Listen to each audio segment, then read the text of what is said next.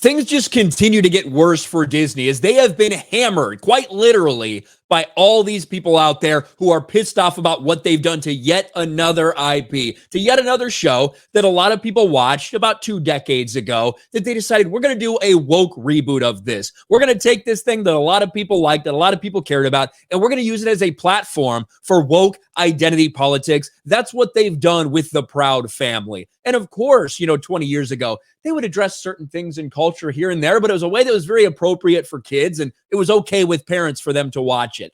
Not so much today.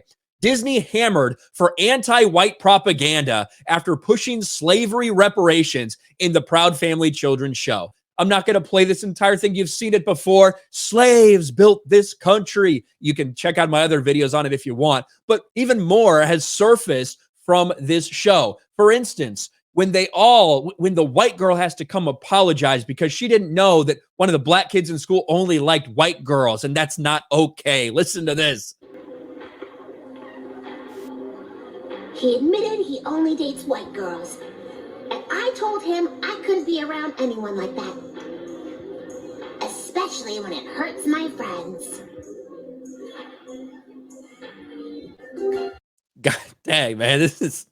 Imagine you're watching a kid's show and this kind of thing starts coming up. And the clip's a minute long. We're not going to play the entire thing once again. But beyond just the kind of racial divisions that they're clearly trying to spread with this show, after demanding reparations, trying to make white people feel guilty simply for existing, now we find something else. Disney's The Proud Family getting woke reboot with gay dads. This was from 2 years ago when we heard that this was going to be the plan. And now, sure enough, not only do you get the gay dads in this show, but of course, you got to have a critical race theory in it. You shame the white dad with white fragility.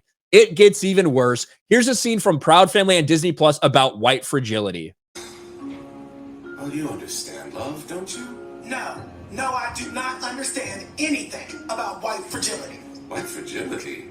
What's that supposed to mean? You know what it means. You're doing it right now. Doing what? Being defensive about race. Robin DiAngelo wrote a whole book about it. Read it. Yet again, on page 39. same Literally, the Robin DiAngelo white fragility book is what they're doing and putting into this show.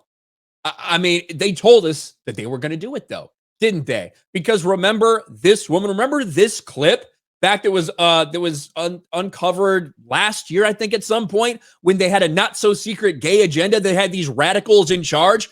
This person is in charge of this series. Here's the executive producer of the show, LaToya Ravenu, who identifies as a bi-romantic asexual freak, saying that she is also implementing a not-so-secret gay agenda and regularly adding queerness to children's programming.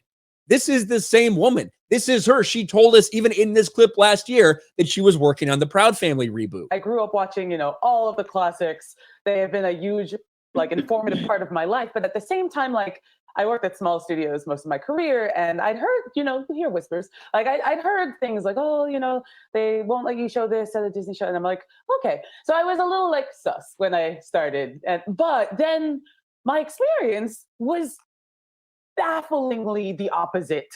Yeah, I came to work for Disney. I thought they'd be family friendly. I thought they might respect traditional values and respect their audience. But my experience was completely different. They're totally okay with us pushing gay propaganda down the throats of children, with us pushing critical race theory and radical identity politics to all these children. Of what I had heard on my little pocket of Proud Family Disney TVA, the showrunners were super welcoming. Meredith Roberts. As she mentioned there, Proud Family TVA, right? My little thing there, my little group there, my little pocket of Proud Family Disney TVA. Disney TVA. The showrunners were super welcoming. Meredith Roberts and our leadership over there has been so welcoming to my not at all secret gay agenda. And so I feel I felt it was, maybe it was that way in the past, but I guess something must have happened in the last, they are turning it around. They're going hard. And then. Yeah, they certainly are. They're pushing hard into woke propaganda on every single way they can. There's not a doubt about it. This is Disney. This has been Disney.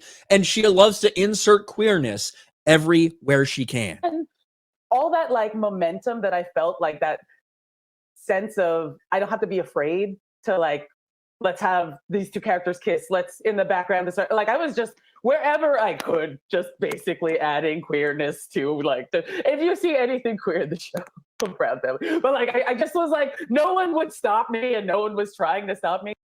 No one would stop me, and no one was trying to stop me. And of course, this is what you get. A critic score of 100%, and look at that audience score. Now, it's funny. This audience score is down to 10. Suddenly, there's been just a burst, a sudden surge in positive reviews for it to bring it up to a healthy 22%. Congratulations, Disney.